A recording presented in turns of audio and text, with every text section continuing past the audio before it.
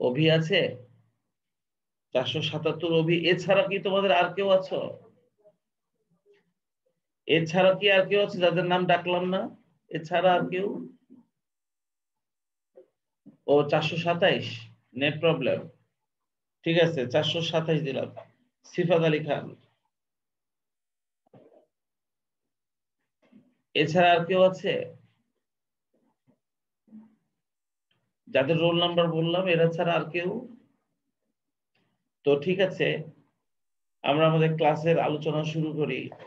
তোমাদের বক্তব্য অনুযায়ী যে তোমাদের আর্থিক অবস্থার বিবরণীটা এখনো করা হয়নি। পরে কে ঢুকলো? 410 সাব্বির, 410 তুমি রোল নাম্বার? জি স্যার, 410 স্যার। সাব্বির, ঠিক আছে জি স্যার। ঠিক আছে। আমরা আর্থিক অবস্থার বিবরণীটা আলোচনা শুরু করব, তবে তার আগে তোমাদের সঙ্গে পরিচিত হয়ে নেই। আমি হচ্ছে সোহেল ইউসুফ, তোমাদের কলেজের হিসাব বিজ্ঞান বিভাগের প্রধান দায়িত্ব হিসেবে পালন করছি। জন্মলগ্ন থেকে আমি প্রতিষ্ঠানে ছিলাম, মাঝখানে 10 বছর আমি ছিলাম না। আমি 10 বছর পরে আবার এসেছি প্রতিষ্ঠানে, আমার পুরাতন প্রতিষ্ঠানে। তো আমি মোটামুটি ভাবে তোমাদের সবার খোঁজ খবর কিছুটা হলেও নিয়েছি যে তোমাদের কি অবস্থা পড়ালেখার। অ্যাকাউন্টিং যেহেতু একটা গুরুত্বপূর্ণ একটা সাবজেক্ট, বিশেষ করে কমার্সের ছেলে মেয়েদের জন্য ম্যাথমেটিক্যাল সাবজেক্ট হিসেবে মধ্যে অন্যতম একটা সাবজেক্ট। আর এরপরে যখন তোমরা আস্তে আস্তে উপরের ক্লাসে উঠতে থাকবে, এই সাবজেক্টটার প্রতি তোমাদের আহ ধারণাটা আরো ভালোভাবে যদি তোমরা নিতে চাও এবং ভালো রেজাল্ট করতে চাও, তাহলে এই এসএসসি লেভেল থেকেই তোমাদেরকে অ্যাকাউন্টিং এর বেসিকটা আরেকটু ভালো থাকা দরকার। তো সেই জন্য আমি সিদ্ধান্ত নিয়েছি তোমাদের শেষ কয়টা মাস পরীক্ষা পর্যন্ত যতটুকু সময় পাই তোমাদের সঙ্গে একটু থাকি, দেখি তোমাদের প্রবলেম গুলো কতটুকু সলভ করা যায়। তবে এটার জন্য তোমাদের দরকার হবে নিয়মিত ক্লাসে থাকা।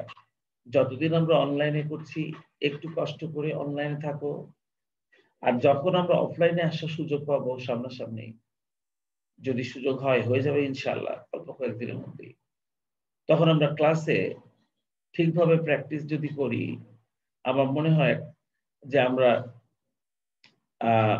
মোটামুটি ভাবে আমাদের অ্যাকাউন্টিং এর প্রবলেম গুলো সলভ করে নিতে পারবো। তোমরা জানো যে তোমাদের যে সাধারণ প্রশ্নের প্যাটার্ন, যদি সিলেবাসটা গভর্নমেন্ট না কমায় তোমাদের পরীক্ষার, আমি ধরে নিচ্ছি যে সিলেবাস কমাবে না, তবে যদি না কমায়, আগে সিলেবাস যদি ধরি, তাহলে ক বিভাগ থেকে তোমাদের আর্থিক বিবরণী থেকে 2টি প্রশ্নের অ্যান্সার করতে হয়, এবং সে দুটো প্রশ্নের অ্যান্সার বাধ্যতামূলক, মানে এখানে কোনো চয়েস থাকে না, যা দিবে তাই তোমাকে অ্যান্সার করতে হবে। আর এই দুটো প্রশ্ন হচ্ছে আর্থিক বিবরণীর উপর। আর্থিক বিবরণীর ক্ষেত্রে তোমাদেরকে 2টা পদ্ধতি রয়েছে, 2টা পদ্ধতি না আসলে 2টা উপায় রয়েছে। সেটা হচ্ছে সেবাধর্মী প্রতিষ্ঠানের জন্য একরকম, আর বাণিজ্যিক বা ম্যানুফ্যাকচারিং কোম্পানির জন্য আর এক রকম। তার মানে দুই পদ্ধতির দুইটা, অথবা দুটোই এক পদ্ধতির, যেভাবে খুশি ওনারা প্রশ্ন করতে পারে। তো আমাদের সব রকম ভাবে শিখতে হবে। তো আমি সিদ্ধান্ত নিয়েছিলাম তোমাদের সঙ্গে কথা বলে, যে চ্যাপ্টারটার প্রতি তোমাদের দুর্বলতা বেশি, অথবা যে চ্যাপ্টারটা তোমাদের তেমন ভালোভাবে করা হয়নি, আমি সেটাই তোমাদেরকে স্টার্ট করব। তো তোমরা আমাকে 2-1 জন বলেছো তাতে যথেষ্ট, বাকি যারা পরে এসছো তারা শুনে নিও যে আর্থিক বিবরণীটা তোমাদের ঠিকভাবে করা হয়নি বলে, বা তোমরা পুরোপুরি ভালোভাবে পারো না বলেই তোমাদের কাছে মনে হয়েছে। সেই জন্য আমি আর্থিক বিবরণীটাই তোমাদের সঙ্গে আলোচনা শুরু করব। তো আর্থিক বিবরণী শুরু করব আলোচনা। তোমরা স্ক্রিনে আর্থিক বিবরণীর একটা পেজ দেখতে পাবে এখনই।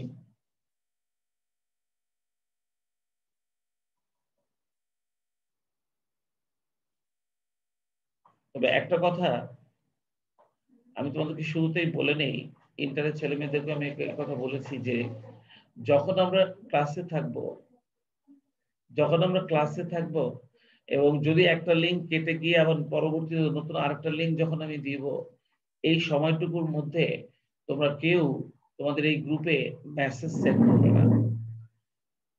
সেন্ড করবে না। অতিরিক্ত নোটিফিকেশনের কারণে তোমার লিঙ্ক দেওয়াটাই কঠিন হয়ে পড়ে। তো এই জন্য ক্লাসে থাকা অবস্থায় তোমাকে মেসেজ সেন্ড করবে না, তোমরা চুপচাপ ক্লাসে অ্যাটেন্ড করবে এবং পড়ার টেবিলে, সবাই পড়ার টেবিলে খাতা কলম নিয়ে বসবে আমার সঙ্গে ক্লাস করার জন্য। তোমরা পড়ার টেবিলে খাতা কলম নিয়ে যদি বসো, আমার মনে হয় তোমাদের লাভ হবে, তোমাদের ভালো হবে। তো তোমরা কি স্ক্রিনে দেখতে পাচ্ছ আর্থিক বিবরণীর একটা পেজ আমি তোমাদেরকে দিয়েছি? জি স্যার। দেখতে পাচ্ছ না? দেখো, আর্থিক বিবরণীটা দিয়ে আমি শুরু করব তোমাদের সঙ্গে আলোচনা।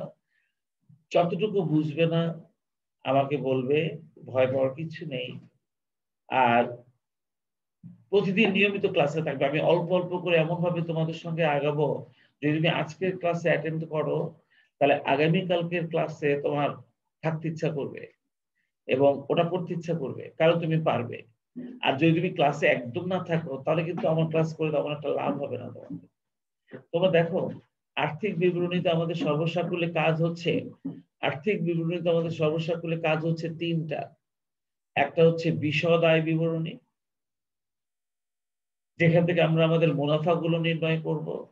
একটা হচ্ছে মালিকানা সত্ত্ব বিবরণী, যেখান থেকে আমরা মালিকানা সত্ত্বের পরিমাণটা নির্ণয় করব।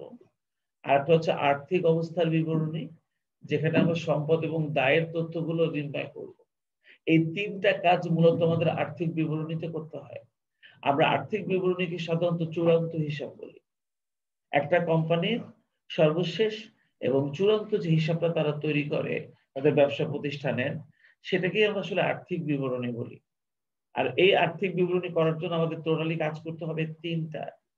এক নাম্বারটা হচ্ছে বিশদ আয় বিবরণী, একটা হচ্ছে মালিকানা সত্ত্ব বিবরণী, একটা হচ্ছে আর্থিক অবস্থার বিবরণী। তোমরা মনে রেখো, একমাত্র এই বিশদ আয় বিবরণীটা করার ক্ষেত্রেই তোমাদের সেবামূলক প্রতিষ্ঠান আর সেবামূলক ছাড়া অন্যান্য ব্যবসায়িক প্রতিষ্ঠান যেগুলো আছে, মুনাফাভোগী প্রতিষ্ঠান, তাদের জন্য কিন্তু আয় বিবরণীটা একটু ডিফারেন্ট। কিন্তু মালিকানা সত্ত্ব বিবরণী এবং আর্থিক অবস্থার বিবরণী কিন্তু সকলের জন্য একই রকম।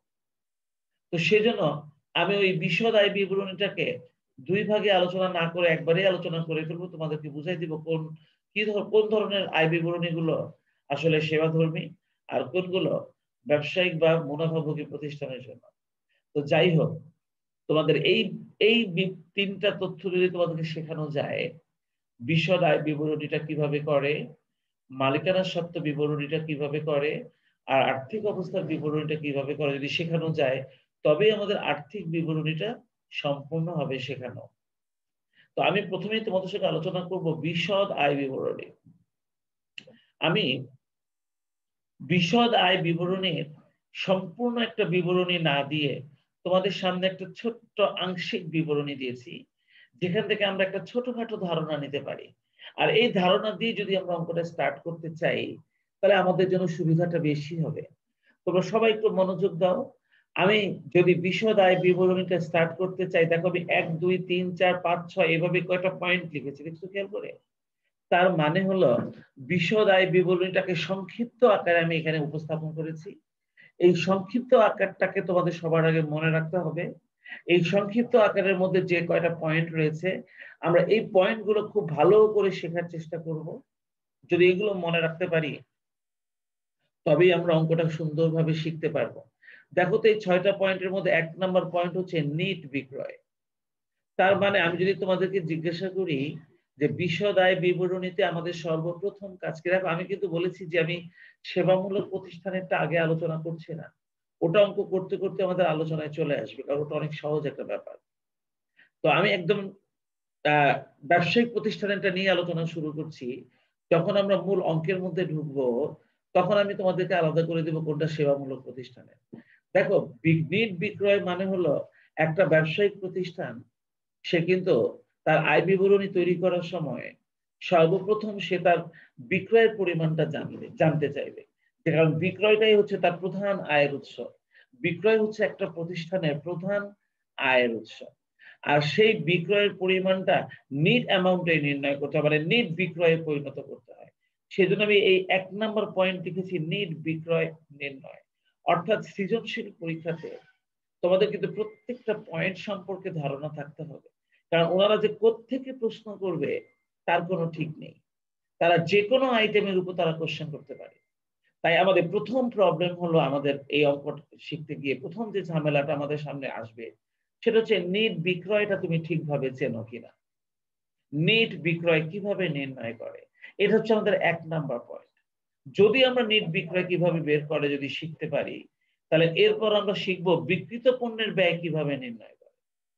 তাই আমাদের 2 নম্বর পয়েন্টের নাম হচ্ছে বিক্রিত পণ্যের ব্যয় নির্ণয় করা শিখতে হবে।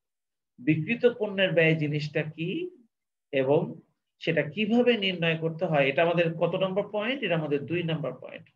যদি তোমরা নিট বিক্রয় বের করা শিখতে পারো, যদি তোমরা বিক্রিত পণ্যের ব্যয় চিনতে পারো, তাহলে আমি বলবো তুমি নিট বিক্রয় থেকে তোমার বিক্রিত পণ্যের ব্যয়টা বাদ দাও, তাহলে তুমি প্রথম মুনাফাটা পেয়ে যাবা। সেই মুনাফাটার নাম হবে মোট মুনাফা। বলতে পারো এটা বিশদ আয় বিবরণীর প্রথম ধাপ বা বিশদ আয় বিবরণীর প্রথম কাজ। তো আমি যদি তোমাদেরকে জিজ্ঞাসা করি, এই বিশদ আয় বিবরণীর প্রথম কাজ কি? তোমরা বলবা মোট মুনাফা বের করা। আর আমি যদি জিজ্ঞাসা করি মোট মুনাফা কিভাবে বের হয়, তোমরা বলবা নিট বিক্রয় থেকে বিক্রিত পণ্যের ব্যয় বাদ দিলেই মোট মুনাফা পাওয়া যায়। তোমরা কি আমার কথা বুঝতে পারছো? এটা কি মনে রাখা যাবে? বিবরণীটা মনে রাখা যাবে? জি স্যার। দেখো, 1 নাম্বার Yes, কাজ কি? sir. আমি কিন্তু নাম্বার বলছি কেন জানো? কারণ আমরা নাম্বার দিয়ে না সবকিছু মুখস্থ রাখাটা সহজ, নাম্বার দিয়ে সবকিছু মনে রাখাটা সহজ। 1 নাম্বারটা হচ্ছে নেট বিক্রয়, এটা আমাদের প্রথম প্রবলেম। 2 নাম্বারটা হচ্ছে বিক্রিত পণ্যের ব্যয়, এটা হচ্ছে আমাদের দ্বিতীয় প্রবলেম। কিভাবে নেট বিক্রয় বের করে, কিভাবে বিক্রিত পণ্যের ব্যয় বের করে, এই দুটো জিনিস আমরা সবার আগে জানবো। তাহলে আমরা আমাদের বিশদ আয় বিবরণীর প্রথম পয়েন্টটা বের করতে পারবো। আমাদের প্রথম পয়েন্টটা হচ্ছে মোট মুনাফা বের করা, আর সেটা নেট বিক্রয় থেকে বিক্রিত পণ্যের ব্যয় বাদ দিলেই মোট মুনাফাটা পাওয়া যায়। চলে আসো 3 নাম্বার পয়েন্ট। যখন তুমি মোট মুনাফা বের করে ফেলবা, মোট মুনাফা বের করার পরেই তোমার 3 নাম্বার পয়েন্টের প্রয়োজন হবে। 3 নাম্বার পয়েন্ট হচ্ছে আমাদের পরোক্ষ পরিচালন আয়গুলোকে যোগ করতে হয়। তাহলে তোমাদের জানতে হবে যে আমরা পরোক্ষ পরিচালন আয় বলতে কাদেরকে বুঝি।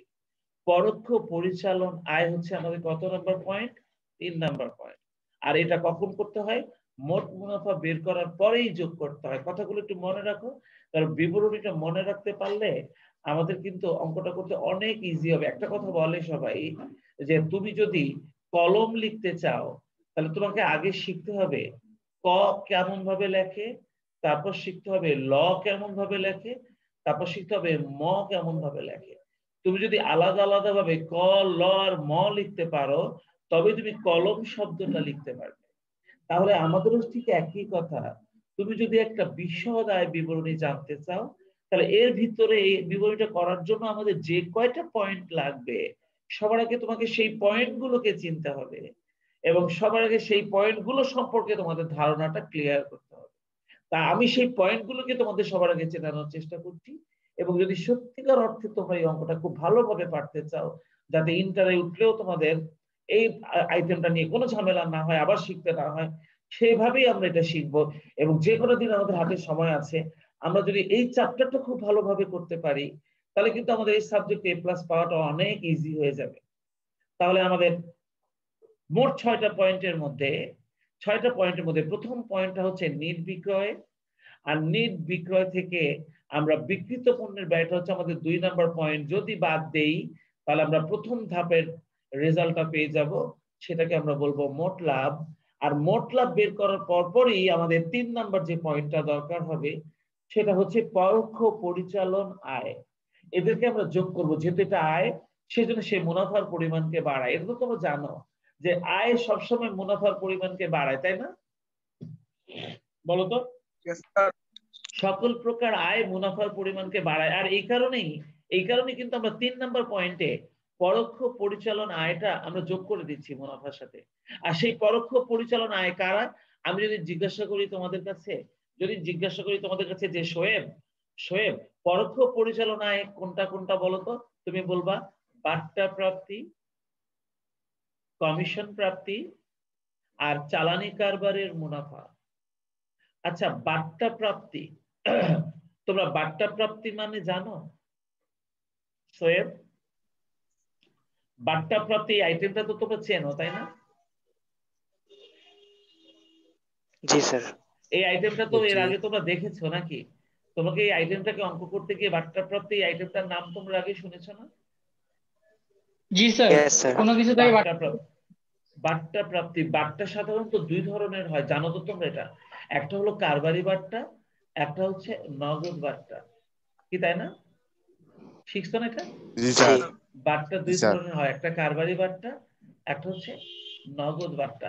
আমি এখন যে বাট্টাটা লিখছি এটা কিন্তু নগদ বাট্টা।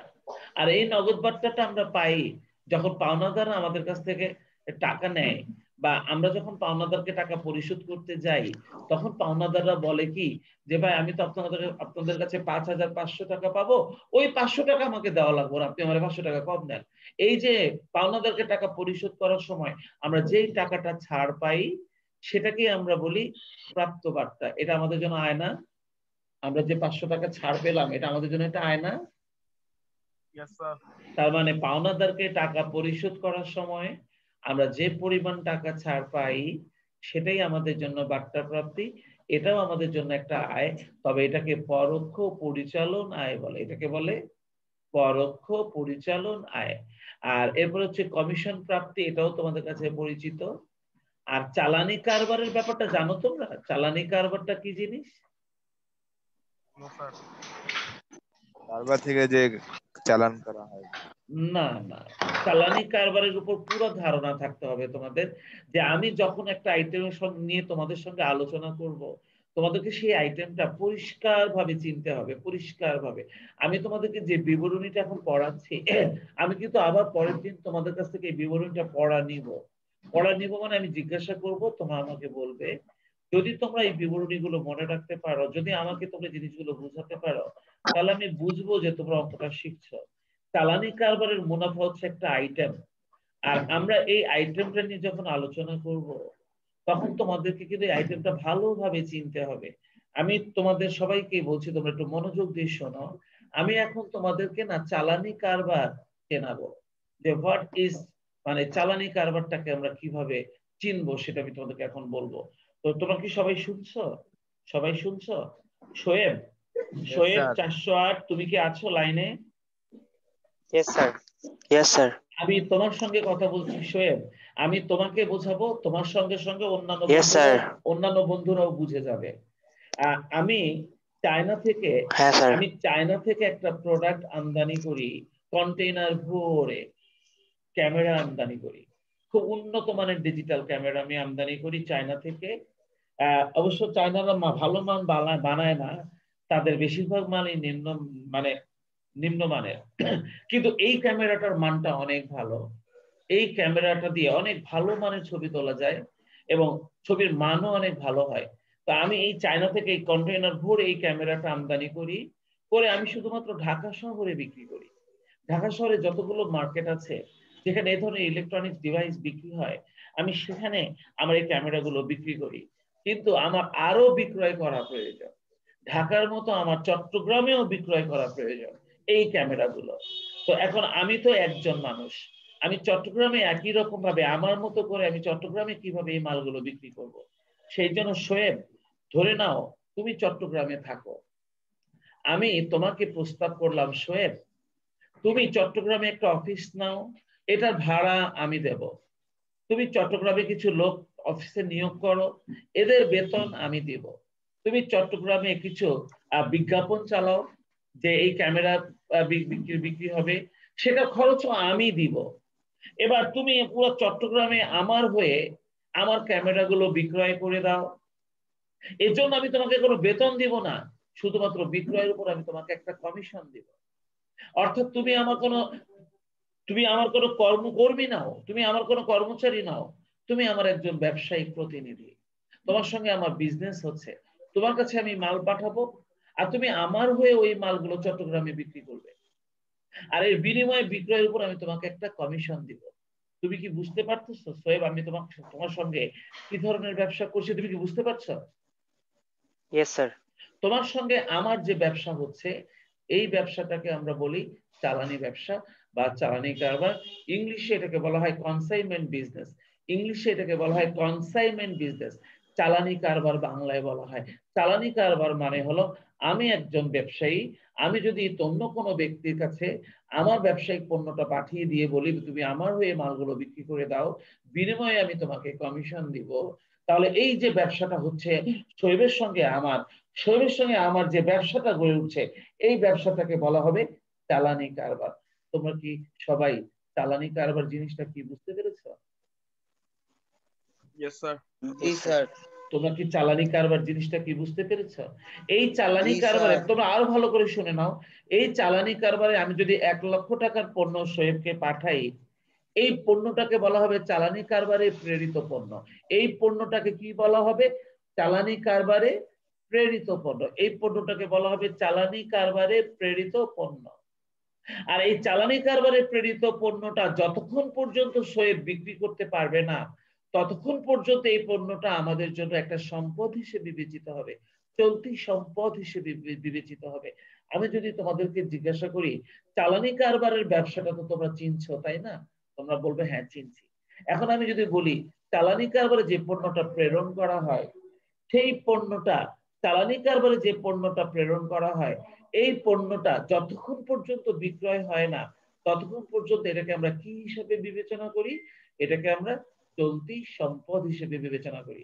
মনে থাকবে তোমাদের? Yes, sir. এরপর যখন শোয়েব এই মালগুলো বিক্রি করে ফেলবে, দেখো আমি শোয়েবকে 1 লক্ষ টাকার মাল বেচতে দিয়েছিলাম, 1 লক্ষ টাকার মাল শোয়েবকে বিক্রি করতে দিয়েছিলাম। শোয়েব যখন এই মালগুলো বিক্রি করে ফেলবে, তখন কিন্তু শোয়েব এই বিক্রয়ের উপর একটা কমিশন পাবে। আমি শোয়েবকে 10% কমিশন দেওয়ার সিদ্ধান্ত নিয়েছি।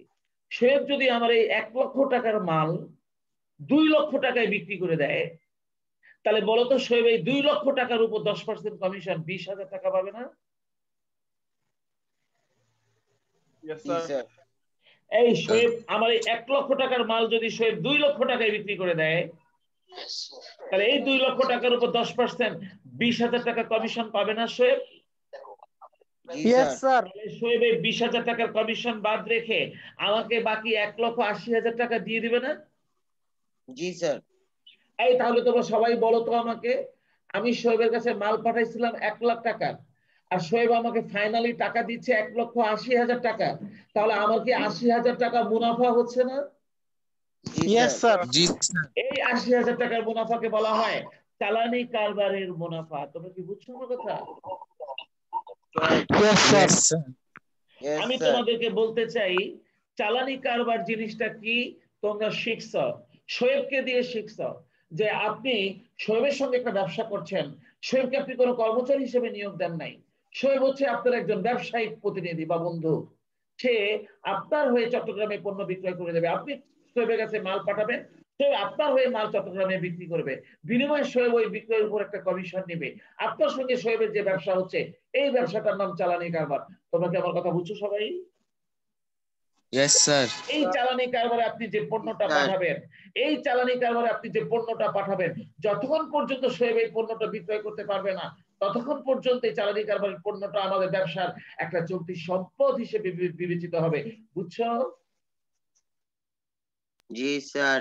আর যখন শোয়েব এই পণ্যটা বিক্রি করে ফেলবে, তখন ও যত টাকায় বিক্রয় করবে সেখান থেকে ওর কমিশন বাদ দিয়ে বাকি টাকাটা সে আপনাকে দিয়ে দিবে। তোমরা কি আমার কথা বুঝছো? স্যার।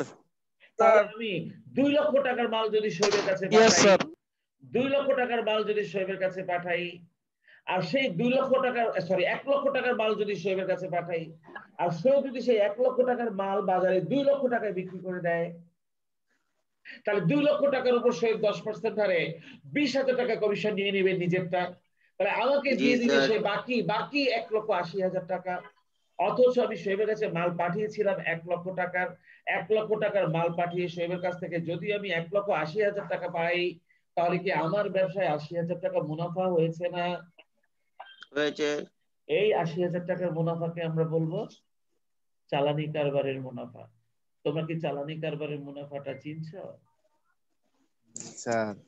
আর এই চালানি কারবারের মুনাফাটা আমাদের জন্য একটা পরোক্ষ পরিচালন আয়, এটা আমাদের জন্য একটা পরোক্ষ পরিচালন আয়। আমি যদি জিজ্ঞাসা করি তোমাদেরকে পরোক্ষ পরিচালন আয়ের মধ্যে কোন কোন আইটেম থাকে, তোমরা বলবা বাট্টা প্রাপ্তি, কমিশন কমিশন প্রাপ্তি প্রাপ্তি আর চালানি কারবারের মুনাফা। আমরা চালানি কারবারটা এতদিন জানতাম না, আজকে জানছি চালানি কারবার কি জিনিস, কিভাবে চালানি কারবারের মুনাফা হিসাব করা হয় সেটা আজকে বুঝছি। বুঝছো না বলো তো? জি স্যার এবার 4 নম্বর পয়েন্টে দেখো, 4 নম্বর পয়েন্ট হচ্ছে বাদ পরিচালন ব্যয়। পরিচালন ব্যয় দুই ভাগে বিভক্ত, একটাকে বলা হয় বিক্রয় ও বিপণন খরচ, আর একটাকে বলা হয় অফিস ও প্রশাসনিক খরচ। কারা কারা বিক্রয় ও বিপণন খরচ সেটা নিয়ে তোমাদের সঙ্গে আমি আলোচনা করব। কারা কারা অফিস ও প্রশাসনিক খরচ সেটা নিয়েও আমি তোমাদের সঙ্গে আলোচনা করব। তবে এই দুইটা আইটেমকে একত্রে কি বলা হয়? পরিচালন ব্যয়। যদি আমি জিজ্ঞাসা করি তোমরা কি পরিচালন ব্যয় চেনো, তোমরা বলবো হ্যাঁ চিনি। পরিচালন ব্যয়কে দুই ভাগে ভাগ করা হয়, একটা হচ্ছে বিক্রয় ও বিপণন খরচ, আর একটা হচ্ছে অফিস ও প্রশাসনিক খরচ। বিক্রয় ও বিপণন খরচ আর অফিস ও প্রশাসনিক খরচের সমষ্টিকে বলা হয় পরিচালন ব্যয়। যদি বলি পরিচালন ব্যয় কিভাবে বের হয় তোমরা বলতে পারবা তো? জি স্যার আর এই পরিচালন ব্যয়টাকে যখনই আমরা উপরের ওই আইটেমটা থেকে বাদ দিব, তখনই আমরা পেয়ে যাব আমাদের 2 নম্বর ধাপ পরিচালন মুনাফা। আমরা সাথে সাথে পেয়ে যাব পরিচালন মুনাফা। চলো তো দেখি একটু মুখস্থ করে এই পর্যন্ত, শুরু থেকে আবার একটু বলার চেষ্টা করি শুরু থেকে, যে আমরা বিবরণীটা কতটুকু মুখস্থ করতে পারলাম। নেট বিক্রয় থেকে যদি আমরা বিক্রিত পণ্যের ব্যয়টা বাদ দেই তাহলে আমরা পাবো মোট মুনাফা। আর মোট মুনাফা থেকে যদি আমরা পরোক্ষ পরিচালন আয়গুলোকে যোগ করে দেই, একটা হচ্ছে বাট্টা প্রাপ্তি, একটা হচ্ছে কমিশন প্রাপ্তি, একটা হচ্ছে চালানি কারবারের মুনাফা, যোগ করে দেই, আর সেখান থেকে যদি আমরা পরিচালন ব্যয়গুলো বাদ দিয়ে দেই, পরিচালন ব্যয়টাকে দুই ভাগে ভাগ করা হয়, বিক্রয় ও বিপণন খরচ, অফিস ও প্রশাসনিক খরচ। এই দুইটা খরচকে যদি একসাথে যোগ করে দেই তাহলে আমরা মোট পরিচালন ব্যয়ের পরিমাণটা পেয়ে যাব, আর এটা বাদ দিলেই আমরা পেয়ে যাব পরিচালন মুনাফা। ঠিক আছে? এবার পরিচালন মুনাফার সঙ্গে আমরা অপরিচালন আয়গুলো যোগ করে দেব। কারা কারা অপরিচালন আয় এটা আমি তোমাদেরকে বলবো, তবে একটা কথা বলা যায় যে পরিচালন পরোক্ষ পরিচালন আয় ছাড়া বাকি আয়গুলোই আমাদের অপরিচালন আয়, তাই না? পরোক্ষ পরিচালন আয় ছাড়া বাকি যে আয়গুলো থাকবে সেগুলো আমাদের অপরিচালন আয়, তাই না? সেই অপরিচালন আয়গুলোকে আমরা যোগ করে দেব, আর অপরিচালন ব্যয়গুলোকে যদি আমরা বাদ দিয়ে দেই তবেই আমরা নেট মুনাফাটা পেয়ে যাব। আমরা নেট মুনাফা বের করার এই বিবরণীটা আশা করব তোমাদের প্রথম দিনের বাড়ির কাজ হিসেবে আমি তোমাদেরকে দিতে পারি, যে আমি এই বিবরণীটা তোমাদেরকে পরের ক্লাসে মুখে মুখে জিজ্ঞাসা করব যে তোমরা আমাকে এই মুখে মুখে এই বিবরণীটা একটু আমাকে বলো। তোমরা বলবা, খুব সুন্দর করে বলবা আমি যেভাবে বলছি, যে নেট বিক্রয়ের সঙ্গে যদি বিক্রিত পণ্যের ব্যয় বাদ দেওয়া যায় আমরা প্রথম মুনাফাটা পাই, তার নাম মোট মুনাফা। যদি আমরা পরিচালন মুনাফা পেতে চাই তৃতীয় ধাপে, তাহলে আগে আমাকে মোট মুনাফা থেকে পরোক্ষ পরিচালন আয়টা যোগ করতে হবে, তারপর আমাকে পরিচালন ব্যয়গুলোকে বাদ দিতে হবে, তাহলেই আমরা পেয়ে যাব পরিচালন মুনাফা। এবার অপরিচালন আয়গুলো যোগ করে যদি অপরিচালন ব্যয়গুলোকে বাদ দিতে পারি তাহলেই আমরা পেয়ে যাব নেট মুনাফা। আমরা আমাদের এই বিবরণীটাকে আগে মনে রাখবো। মনে রাখবা যে বিবরণীটা মনে রাখতে হবে, পাশাপাশি প্রত্যেকটা আইটেমকে চিনতে হবে। আমরা যেমন এই যে আইটেম যদি না চিনি তাহলে আমরা কিন্তু ওই জিনিসটা মনে রাখাটা কঠিন হবে, আর যখন আমরা একটা আইটেমকে চিনে ফেলি ওটা কিন্তু মনে রাখাটা সহজ হবে। দেখো আমি কিন্তু তোমাদের সবার নাম জানি না, আমি এ পর্যন্ত শোয়েবকে নিয়ে কয়েকটা উদাহরণ দিলাম, এখন শোয়েবের নামটা আমার মুখস্থ হয়েছে কারণ ওর নামটা আমি মুখে কয়েকবার দিয়েছি। তোমরাও তেমন আমার বিবরণীটা যখন 2 বার থেকে 3 বার দেখবা, 2 বার থেকে 3 বার দেখবা, তখন কিন্তু এই বিবরণীতে আমি যে আইটেম গুলো লিখছি তার প্রত্যেকটা নাম তোমাদের কাছে কিন্তু পরিচিত হয়ে যাবে। তখন এটাও তোমাদের কাছে সহজ হয়ে যাবে, তখন সহজেই বলতে পারবা এবং সহজেই করতে পারবা। কি বলছি বুঝতে পেরেছো? জি স্যার। তোমরা আগে ভালো করে তোমরা আগে আইটেম গুলোকে চেনো, ভালো করে তোমরা সেই আইটেম গুলোকে ব্যবহার করে যে বিবরণীটা তৈরি করা হয় সেই বিবরণীটা একটু মনে রাখো। এরপর অঙ্ক কিভাবে পারতে হয় সেই সিস্টেম আমি শেখাবো, বাট এটার জন্য তোমাদের নিয়মিত ক্লাসে থাকা দরকার। থাকবে না নিয়মিত ক্লাসে? ইনশাআল্লাহ স্যার। আমি আজকে তোমাদেরকে শুধুমাত্র এই বিবরণীটা কাজ দিলাম, এই বিবরণীটা তোমরা খালি পড়বে। হ্যাঁ, তোমরা কি বিবরণীটার স্ক্রিনশট নেবে? আমি একটা পিডিএফ পাঠিয়ে দিব তোমাদেরকে, তোমরা কি স্ক্রিনশট নিতে স্যার জানো? স্ক্রিনশট রেখে দিয়েছি স্যার আচ্ছা স্ক্রিনশট রেখে দিন।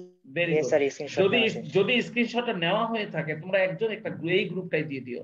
তোমরা এই গ্রুপে কিন্তু লেখাপড়া ছাড়া আমি বলি আমি কখনো গ্রুপে কোনো কিছু মন্তব্য করি না, কিন্তু আমি একটা জিনিস যেটা বিশ্বাস করি আমার স্টুডেন্টদেরকে, আমি শুধু এসএসসি না একদম এমবিএ পর্যন্ত ছেলে মেয়েদের পড়াচ্ছি আমি, আমি জানি আমি যখন একবার একটা কথা বলে দিই ওরা সবাই সেই কথাটা শোনে। আমি তোমাদেরকে খালি একটা কথা বলছি, এই গ্রুপে পড়ালেখা ছাড়া তোমরা কেউ কখনো প্রতিষ্ঠানের এই গ্রুপে অন্য কোনো ব্যক্তিগত মন্তব্য বা ব্যক্তিগত কথাবার্তা লিখবে না, এতে তোমার নিজের সম্মানটা নষ্ট হবে। তোমরা কেমন কথা বুঝছো? শুধু পড়াশোনার ব্যাপারে প্রয়োজনীয় জিনিসগুলো তোমরা খালি এখানে ইয়ে করবে।